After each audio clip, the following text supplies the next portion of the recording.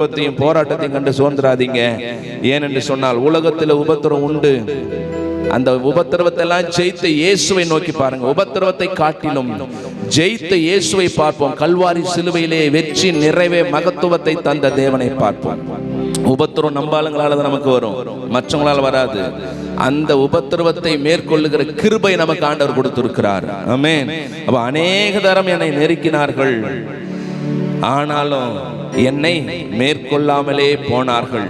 உங்களுக்கு எத்தனை துன்பங்கள், போராட்டங்கள், உபத்திரவங்கள், கண்ணீர், கவலைகள் வந்தாலும் ஒன்னு சொல்லணும், அவைகள் என்னை மேற்கொள்ளாது. ஏனென்றால் நான் நோக்கி பார்ப்பது மனிதனை அல்ல, தேவாதி தேவனை, கர்த்தாதி கர்த்தரை, விடுதலை தந்த தேவனை நாம் நோக்கி பார்க்கிறோம். ஆமென். விடுதலையோடு கூட இந்த நாளில வந்து உட்கார்ந்து அவருடைய சமூகத்துல நம்ம ஆராதிக்கிறோம்னு சொன்னா தேவன் நமக்கு நல்லவராகவே இருக்கிறார்.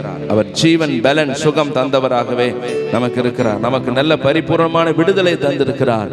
அந்த காலை வேளையில நம்ம எல்லாம் சொல்லணும், ஆண்டவரே நீ நல்லவர். இந்த வார்த்தையை அப்பா நாங்கள் நினைவு கூறுகிறோம். அப்பா என் நெருக்கத்தின் மத்தியில் ஆண்டவரே நீ நல்லவராய் இருக்கிறீர். ஆண்டவரே இயேசுவே எங்க பிள்ளைகளுக்கு நீ நல்லவராய் இருக்கிறீங்க. அப்பா ஊழியத்தில் வருகிற நெருக்கத்திலே ஆண்டவரே நீ நல்லவராய் இருக்கிறீர். ஏனென்று சொன்னால் அவைகள் எங்களை நெருக்கி வேதனைப்படுத்தி உம்மை விட்டு விலகி போக ஆண்டவரே எத்தனை முயற்சிகள் எடுத்தாலும் அவைகள் தோற்று போகிறது. காரணம் ஜெயத்தை தருகிற தேவனீர் எங்களோடு இருக்கிறீர். ஆண்டவரே இந்த நாளில் கூட அப்பா விசேஷமாய் சபையில் ஆராதிக்கிற பிள்ளைகள், தேவ பிள்ளைகள் ஒவ்வொருவருக்காக நான் ஜெபிக்கிறேன். கர்த்தாவே எத்தனை நெருக்கங்கள் இந்த 9 மாதங்கள் அவர்களை பின்தொடர்ந்து வந்தாலும் அவைகள் மேற்கொள்ளக்கூடாது. அநேக உபத்திரவங்கள், வியாதிகள், போராட்டம், என்ன பிரச்சனை இருந்தாலும் அவைகள் மேற்கொள்ளக்கூடாது.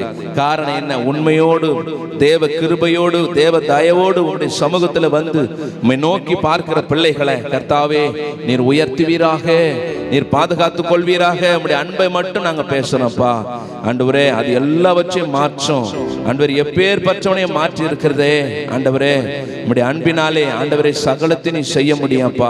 அதை நாங்கள் விசுவாசித்து உம்முடைய சமூகத்தில் வந்து நிற்கிறோம். கர்த்தாவே நீர் எங்களை அப்பா இம்மட்டுமா நடத்தி வந்தீரே, இனியும் நீ நடத்துவீர்.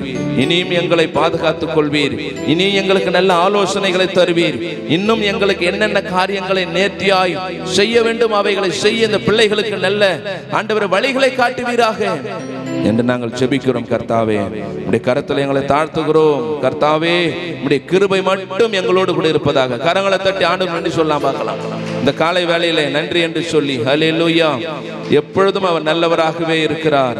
அவர் கிருபை நம்மோடு கூட இருக்கிறது. எல்லாம் எழுந்து நின்று நாம் இந்த நாளிலே தேவன் தந்த நல்ல இந்த வார்த்தைகளுக்காக இந்த காலை வேளையில் நாம் நன்றி சொல்லுவோம். நன்றி தகப்பனே. சொல்லுங்க, எல்லா நெருக்கத்திலும் கர்த்தர் எனக்கு துணையாளராக இருக்கிறார்.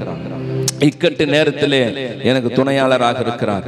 எந்த நெருக்கமும் என்ன மேற்கொள்ள முடியாது. சொல்லுங்க, எந்த நெருக்கமும் என்னை மேற்கொள்ள முடியாது. ஏனென்று சொன்னால் வசனம் சொல்லுகிறது, நெருக்கத்திலே நாம் அவரை நோக்கி பார்ப்போம்.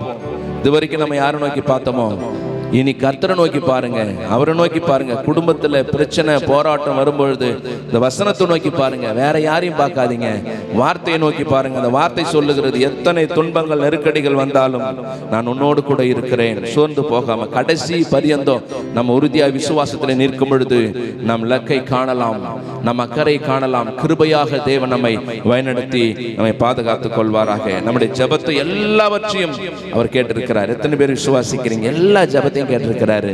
நீங்க கண்ணீர் விட்டு ஜெபிச்ச காரியம், நீங்க விசுவாசமா நீங்க தேவனிடத்துல கேட்ட எல்லாவற்றையும் கேட்டிருக்கிறார். அவர் ஒருபோதும் அவர் விலகி போகிற தேவன் அல்ல. நாம் விசுவாசத்தோடு கேட்போம். ஆமென். நாம விசுவாசத்தோடு தேவ சமூகத்துல எப்போ வந்தாலும் அவர் எனக்கு இதை செய்வார் என்ற விசுவாசத்தோடு அறிக்கையிட்டு நான் செய்யணும். கர்த்தரிடத்திலே நாம் கேட்கணும். நீங்க உங்க வீடுகளிலே நீங்கள் ஜெபிக்கும் பொழுதும் நீங்கள் சொல்ற ஒரு வார்த்தை, சுருக்கமான ஒரு வார்த்தை சொல்லுங்க. சுருக்கமா ஒரு வார்த்தை சொல்லி, அப்பா இந்த காரியத்தை செய்ய உம்மால் ஆகும், இதை நான் விசுவாசிக்கிறேன் என்று சொல்லி நீங்க ஜெபிங்க. கர்த்தர் பெரிய காரியங்களை செய்வார். ஹல்லேலூயா. நன்றி தகப்பனே. ரட்சிக்க கூடாதபடிக்கு கைகள் குறுகி போகவில்லை, கேட்க கூடாதபடிக்கு செவி மந்தம் ஆகவில்லை.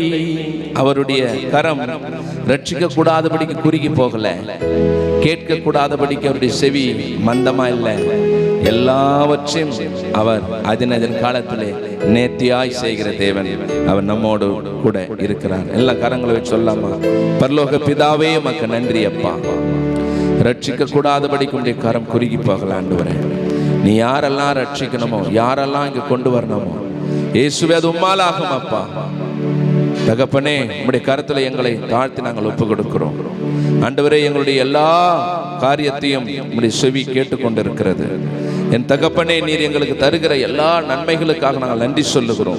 இது முதல் கொண்டு உம்முடைய மாறாத கிருபை, மாறாத தயவு, உம்முடைய பிரசன்னம் எங்களோடு கூட எங்களை வழிநடத்துவதாக. பொறுப்பெடுத்துக் கொள்ளும், வழிநடத்தும், பெரிய காரியம் செய்யும். இயேசு கிறிஸ்துவின் ஈடு இணையற்ற நாமத்தினால் வேண்டுகிறோம் எங்கள் நல்ல பிதாவே. ஆமென்.